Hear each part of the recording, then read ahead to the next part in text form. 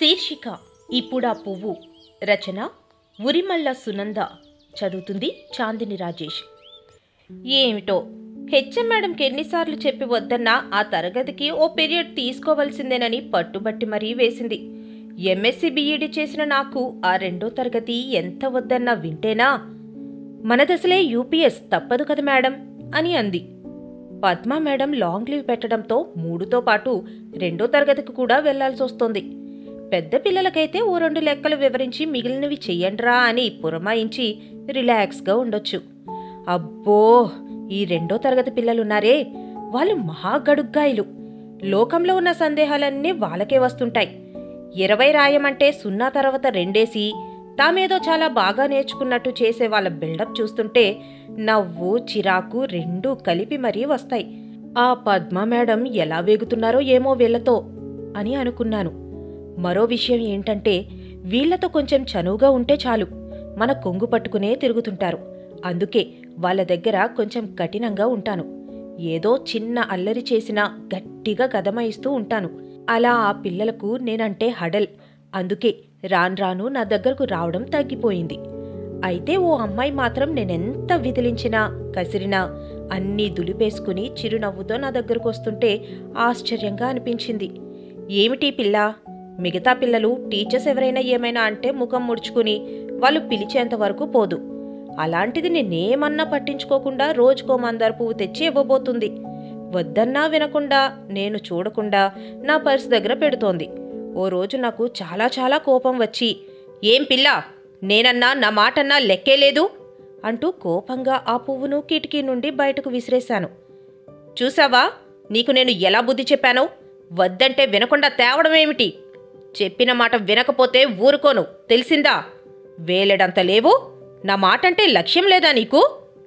పటపటా 4 తిట్టి వేరే క్లాసులోకి వెళ్ళిపోయాను. పద్మా మేడం జాయిన్ అయ్యారు. హమ్మయ్యా, ఆ రెండో తరగతి బాధ తప్పిందని సంబరపడిపోయాను. ఓ రోజు స్టాఫ్ రూంలో అందరం సరదాగా కబుర్లు చెప్పుకుంటూ భోజనం చేస్తున్నాం. పద్మా మేడం మాటల సందర్భంలో, రెండో తరగతి సునేత్ర నేను వచ్చినప్పటి నుండి చూస్తున్నాను. ఎందుకో బడికి రావడం లేదు. మంచి తెలివిగల అమ్మాయి. వాళ్ళ అమ్మమ్మ ఎలా ఉందో, తనకేమైనా ఆరోగ్యం బాగాలేదేమో. పాపం పసిది, అమ్మలేనిది, తండ్రి ఉన్నా లేనట్టే. ఎందుకు రాలేదో అంటున్న పద్మా మేడం మాటలు చెంప చెల్లుమనేలా అనిపించాయి. నాలో ఓ పశ్చాత్తాపం. అరెరే, ఆ పసిదాన్ని ఎన్నిసార్లు కసిరానో విదిలించానో కదా. ఎంతో ప్రేమగా తెచ్చిన మందార పువ్వును విసిరేశాను. అన్నం తినబుద్ధి కాలేదు.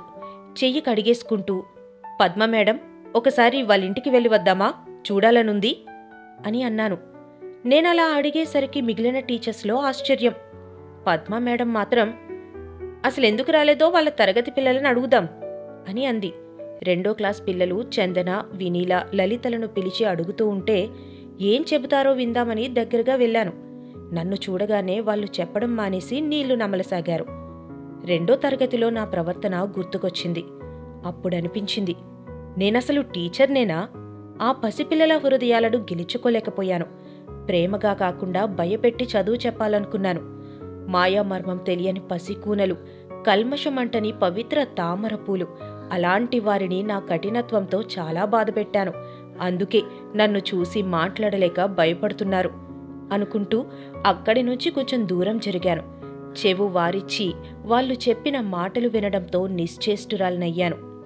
ఆ పసిదాని తల్లి పోలికలు నాలో ఉన్నాయట. వాళ్ళమ్మ ఫోటో రోజు బుక్లో పెట్టుకుని వస్తుందట. వాళ్ళమ్మ వేసిన మందార చెట్టు పూలు కోసి వాళ్ళమ్మలా కనిపించే నాకివ్వాలని రోజుకో పువ్వు కోసుకుని తెస్తున్నదట.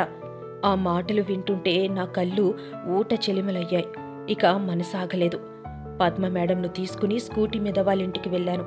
సునేత్ర కుక్కి మంచంలో పడుకుని ఉంది. పిల్ల 2 రోజులకే చిక్కి శల్యమైనట్టు కనిపిస్తోంది. వాళ్ళమ్మమ్మతో పిల్లలు చెప్పిన విషయం గురించి మాట్లాడాను. అవునంటూ అక్కడే గోడకు వేలాడుతున్న తన బిడ్డ ఫోటో తీసి చూపింది. నిజమే, ఆమె పోలికలు నాలో చాలా కనిపించాయి. ఆ పాప అమ్మమ్మ అల్లుడు తాగొచ్చి పెట్టిన హింసలకు తట్టుకోలేక చనిపోయిందట. అసలే పసిపిల్ల, ఏం చేస్తాడో ఎలా చూస్తాడో ఏమోననే భయంతో తాము తీసుకొచ్చుకున్నాం అని చెప్పింది.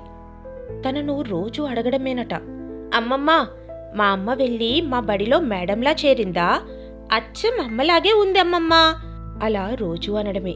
మా మేడం అమ్మకు పువ్వు తీసుకెళ్ళి ఇస్తా అని రోజూ వాళ్ళ తాతతోనూ నాతోనూ కోయించుకుని తెస్తుందమ్మా. మొన్న నువ్వు విసిరేసావంట గదా. అమ్మా అమ్మా అమ్మమ్మ, నాకు మా అమ్మ కావాలి అంటూ ఇంటికొచ్చి ఒకటే ఏడుపు.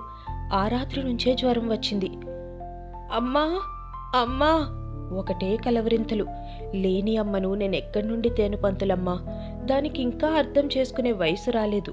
దేవుడు దీన్ని ఏమైనా చేస్తాడేమో భయంగా ఉంది అని కన్నీళ్లు పెట్టుకున్న ఆ పెద్దావిడ్ను చూస్తుంటే నాకు కన్నీలాగలేదు. వెంటనే నేను ఎమోషనల్గా, రే బంగారు, ఇటు చూడు, నేను మీ అమ్మను, నీకోసం వచ్చాను. లే, నాకు మందార పువ్వు కోసివ్వవా? నా జడలో పెట్టుకుంటాను అని అంటున్న నన్ను చూసి పద్మ మేడం భుజం తట్టారు. ఏంటి మేడం, ఎందుకిలా అంటూ. నా మాటలకు సునేత్ర కళ్ళు తెరిచి చూసింది. ఆ పెద్ద పెద్ద కళ్ళల్లో ఎంత ఆశ్చర్యమో, మరెంత ఆనందమో. మంచంలోంచి లేచింది. దగ్గరకు రావాలా వద్దా అని సంశయంతో చూస్తోంది. నేనే వెళ్ళి దగ్గరకు తీసుకుని గుండెలకు హత్తుకున్నాను. గువ్వలా అల్లుకుపోయిన ఆ పసిదాని స్పర్శ నాలోని అమ్మతనాన్ని తట్టిలేపింది. ఈ బంగారు తల్లిని ఎలాగైనా కాపాడుకోవాలి, అవసరమైతే ఇంటికి కూడా తెచ్చుకోవాలని మనసులో స్థిరమైన నిర్ణయం తీసుకున్నా. ఆ చిట్టి చేతులతో కోసిన మందార పువ్వు నవ్వుతోంది. అందులోకి వాళ్ళమ్మ వచ్చి చేరిందేమో.